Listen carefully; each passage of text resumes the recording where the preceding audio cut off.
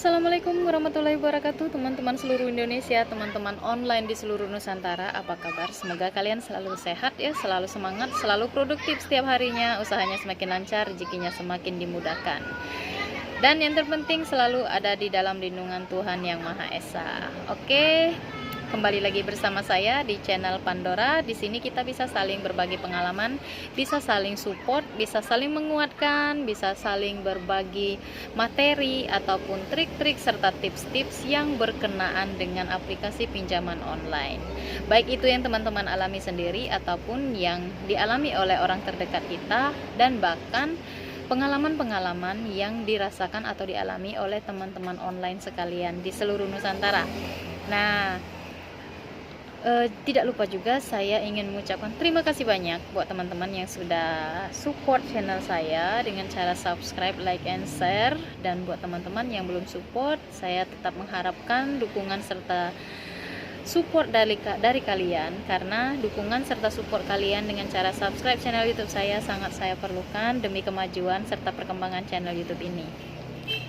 Oke, untuk temanya kita di kesempatan ini kita akan mengangkat sebuah cerita atau sebuah pengalaman dari salah satu teman kita yang berdomisili di Bekasi. Dia mengalami gagal bayar di aplikasi kredit pintar kurang lebih 3 bulan. Ini artinya dia sudah berada di H+90.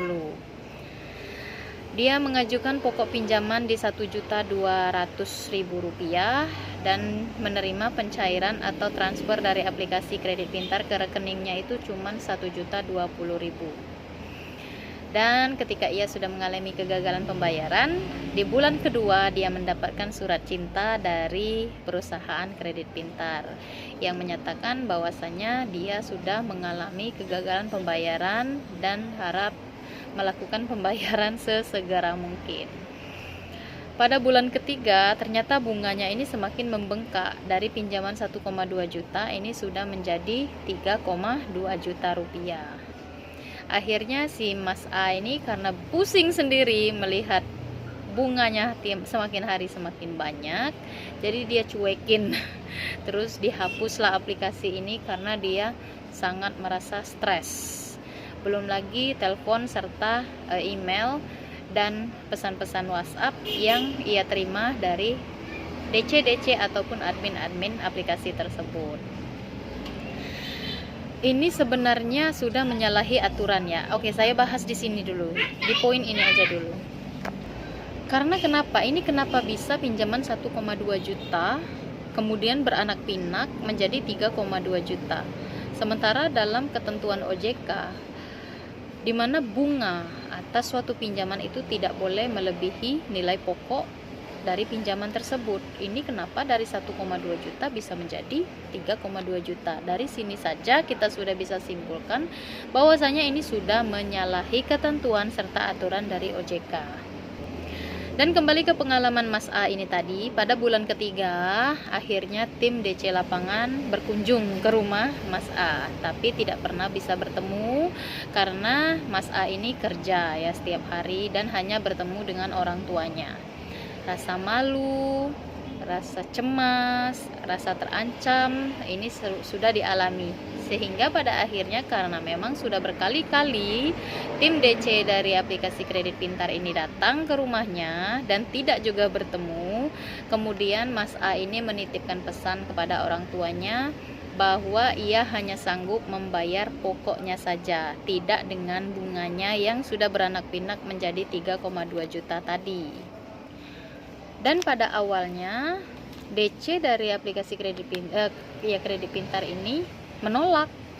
Dia tidak ingin menerima apabila Mas A ini hanya melunasi pokok saja, karena keterlambatan dan yang dilakukan oleh Mas A ini sudah 3 bulan kurang lebih. Dan juga mereka juga sudah mengeluarkan biaya akomodasi untuk mengunjungi Mas A ini hampir setiap 2 hari sekali atau 3 hari sekali, itu sudah mengeluarkan biaya yang lumayan banyak menurut dari pihak perusahaan dan pihak DC lapangan aplikasi kredit pintar ini. Namun si Mas A ini akhirnya kekeh.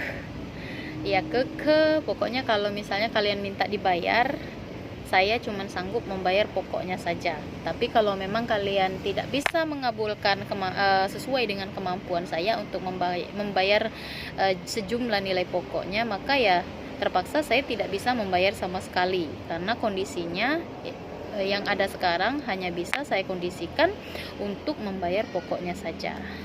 Hingga pada akhirnya pihak DC-nya ini mengabulkan. Jadi Mas A ini hanya perlu membayar 1,2 juta dari total tagihan 3,2 juta. Maka dari itu perlu saya sampaikan kembali, apabila memang kalian diancam ataupun ditakut-takuti oleh tim DC untuk datang ke alamat kalian untuk menagih secara langsung, itu justru membuka suatu pintu kesepakatan baru atas semua hutang kalian. Dengan mereka datang ke alamat kalian, bukannya itu memang bagus ya, bisa membuka sebuah negosiasi yang baru, menentukan apakah kalian akan membayar sesuai dengan kemampuan atau tidak sama sekali. Lantas sebuah saran dari saya dan saran juga dari Mas A ini tadi, ketika memang sudah disepakati bahwasanya pembayaran ini hanya perlu dilakukan pelunasan pokok, maka kalian jangan sekali-kali mengiyakan apabila DC-nya ini mengeluarkan kwitansi. Meskipun kwitansi tersebut kwitansi resmi yang diberikan oleh kwitansi resmi dari perusahaan yang berlogo Kredit Pintar, tetap kalian tolak. Karena apa?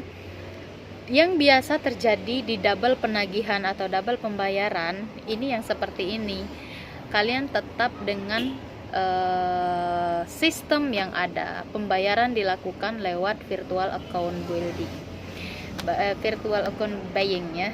Jadi minta aja dari aplikasi kita, dari aplikasi akun Kredit Pintar dengan nama kalian itu, silakan perusahaan kirim virtual akunnya, kemudian kalian bisa mengetik nominal pembayaran yang akan kalian bayar itu di di nominal jumlah di bawah kode virtual account di aplikasi pembayaran Kredit Pintar ini. Jadi jangan sekali-kali kalian mau, meskipun DC-nya sudah oke, kalian bisa membayar atau melunasi pokoknya saja, tapi tetap dengan sistem pembayaran virtual account ya. Jangan sampai kalian menyanggupi pembayaran lewat kwitansi, karena yaitu kita menghindari adanya double penagihan dan double pembayaran di kemudian hari. Karena dengan kondisi apabila kalian menerima pembayaran melalui kwitansi, ini belum tentu bisa masuk ke sistem dan urusannya bakal ribet lagi, malahan kalian makin pusing jadinya, karena ada lagi tagihan atas pinjaman kalian di aplikasi tersebut, padahal kalian sudah melakukan pembayaran langsung kepada tim DC-nya. Kemudian ya paling nanti juga dijawab sama tim admin ketika kalian mengajukan protes. Ya, ini akan kita cek dulu. Nah, biasanya ini untuk ngecek ini tuh memerlukan waktu yang lumayan lama lagi, sehingga akhirnya kalian akan semakin pusing. Jadi ya, meskipun sudah sepakat dengan tim DC ataupun tim perusahaan bahwasanya mereka mengiyakan atau menyanggupi atau menyetujui bahwasanya pembayaran hanya dilakukan dengan nominal besarnya pokok pinjaman kalian, tetap lakukan pembayaran melalui kode virtual account. Oke, jangan sampai salah, jangan sampai keliru. So, dari pengalaman dari Mas A ini tadi yang beralamat di Bekasi, tentu saja ini membuka sebuah kacamata baru lagi buat kalian yang memang masih terjebak di dalam aplikasi atau terjebak di tagihan-tagihan aplikasi pinjaman online, baik itu yang gagal bayar di beberapa aplikasi bahkan sampai puluhan aplikasi. Ini salah satu contoh referensi bahwasannya jika memang kita berniat untuk melunasi hutang-hutang kita, maka akan ada jalan. Bakal ada jalan di depan kita yang akan mempermudah urusan kita. Intinya ya kita niatkan aja dulu ya. Apabila memang sudah niat kita bagus, pasti hasil atau jalan yang bakal datang kepada kita itu akan bagus juga gitu. Tapi ya kalau memang kalian udah niat ghosting, udah apapun yang terjadi saya nggak bakalan bayar lagi, ya itu beda cerita lagi ya. Ini juga saya mengangkat beberapa pengalaman dari teman-teman, tetap aja saya support mereka untuk tetap melakukan pelunasan atau pembayaran pada hutang-hutang mereka lewat yang baik itu yang cuman 1, 2, 3 ataupun yang sampai belasan, ataupun yang ada pun yang juga sampai puluhan, tetap diniatkan, tetap diusahakan untuk tetap dibayar, karena yang namanya hutang itu wajib dibayar ya. Terus berdasarkan pengalaman Mas A ini tadi, tim DC dari Kredit Pintar ini dia orangnya baik kok, dia ramah, dia sopan. Cuman masalah etika penagihan yang ibaratnya tuh dia agak sedikit memaksa dengan cara tetap datang ke alamat beberapa hari sekali, itu memang sudah menjadi kewajiban dia, udah menjadi tanggung jawab kerjanya dia. Jadi kita juga harus mengerti itu. Maka dari itu ketika memang ada tim DC lapangan yang datang ke alamat kita, hadapin aja. Jika memang mereka masih dalam kategori sopan santunnya masih di dalam batas normal, maka hadapin aja, perlakukan mereka dengan cara sopan dan santun juga. Tetapi apabila memang mereka sudah melakukan seperti kekerasan, seperti perusakan atau kekerasan verbal, itu wajib kalian dokumentasikan sebagai alat bukti apabila suatu saat nanti dibutuhkan. Oke teman-teman ya, semuanya berdasarkan pengalaman ini tadi sudah bisa kita ambil ya pelajaran bahwasannya setiap ada niat yang baik maka akan ada jalan yang baik yang akan menghampiri kita. Dan tetap semangat buat teman-teman yang memang masih gagal bayar di beberapa aplikasi, dan tetap semangat juga buat teman-teman yang memang sudah mulai berusaha, sudah mulai berikhtiar, sudah mulai merencanakan untuk segera melunasi hutang-hutang pinjaman online kalian. Semoga jalannya dilancarkan, rezekinya dilancarkan, serta selalu di dalam lindungan Tuhan dimanapun kalian berada dan apapun usaha kalian. Oke, makasih buat teman-teman yang sudah nonton. See you next video.